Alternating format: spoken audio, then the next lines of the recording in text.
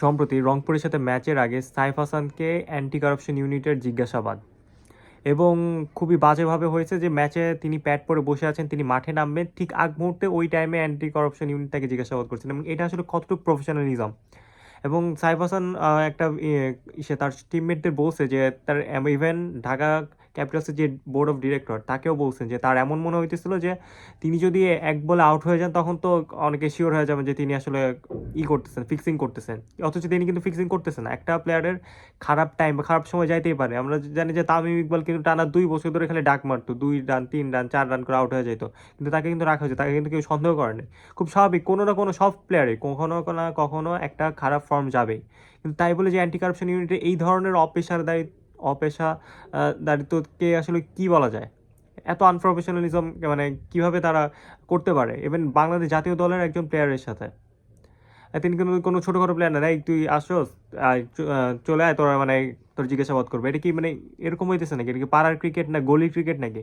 Even BPL নিয়েও কিন্তু যথেষ্ট মানে অনেক রাগ ঢাক হচ্ছে যে রিধিমা পাঠক, ইন্ডিয়ার একজন এই যে প্রেজেন্টার ছিল, তাকে নাকি বিপিএল বাদ দিয়েছে, কিন্তু রিধিমা পাঠক বলছে তিনি বিপিএল ছেড়ে দিয়েছেন। তারপরে আমাদের অনেক বিদেশি প্লেয়ার আসছে চলে গেছে, অনেকের পেমেন্ট ইস্যু, অনেকের অনেক কিছু, ইভেন রহমতুল্লাহ গুরবাজ যে আফগানিস্তানের ওপেনার, তাকেও কিন্তু এই ধরনের অ্যান্টি কারাপশন ইউনিট থেকেও কিন্তু কল দেওয়া হয়েছে, এবং এই চার্জ করাটা আসলে কতটুকু যৌক্তিক হইতেছে, বাংলাদেশের প্রোটেকশনটা দিতে পারতেছে না কেন, এবং তারা এই ধরনের সাহস পায় কেমন?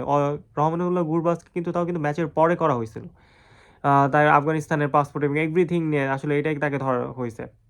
কিন্তু সাইফ হাসানকে কিন্তু ধরা হয়েছে একদম ম্যাচের প্যাড পরে ব্যাটম্যান নামবে তার সেই মুহূর্তে, এবং এই একটা মানুষের একটা ইন্টেন্স প্রেশার দিয়ে কিন্তু তিনি একটা প্লেয়ার আরও একটু খারাপ খেলতে পারে। এবং সাইফ হাসানের যে প্রবলেমটা বলি, আমার মনে হয় টেকনিক্যাল প্রবলেম থেকে তার মেন্টাল প্রবলেমটা কিন্তু অনেক বড়, যে তিনি কিন্তু টেকনিক্যালি যথেষ্ট অ্যাক্টিভ, কিন্তু এই মাইন্ডসেট বা মেন্টাল প্রবলেমের জন্য কিন্তু যথেষ্ট পিছিয়ে যাচ্ছেন, এবং তার যে বাজে ফর্মটা আছে এটা চলতেছে, কিন্তু দ্যাট ডাজেন্ট মিন যে তিনি ফিক্সিং করছে, তাকে আরও টাইম দেওয়া উচিত। আর ফিক্সিং করলেও আপনি কিন্তু ম্যাচের আগে তাকে ধরতে পারেন না, আপনি ম্যাচ শেষ হবে তারপর দিনে একটা টাইম নিয়ে তাকে ধরবেন উইদাউট এনি পারমিশন ছাড়া, আপনি ম্যাচের আগে তাকে জিজ্ঞাসাবাদ করবেন, এটা কোন ধরনের মানে এটা আসলে অনেক বাজে লাগে দেখতে, এবং আসলে প্লেয়ারের কথা চিন্তা করে তিনিও কিন্তু অনেক অপমান বোধ মানে অপমান বোধ হয় তার। তো এইটা আসলে তীব্র নিন্দা জানাচ্ছি। আর আপনাদের কি মনে হয় এই ধরনের অপেশাদারিত্ব কি করা উচিত?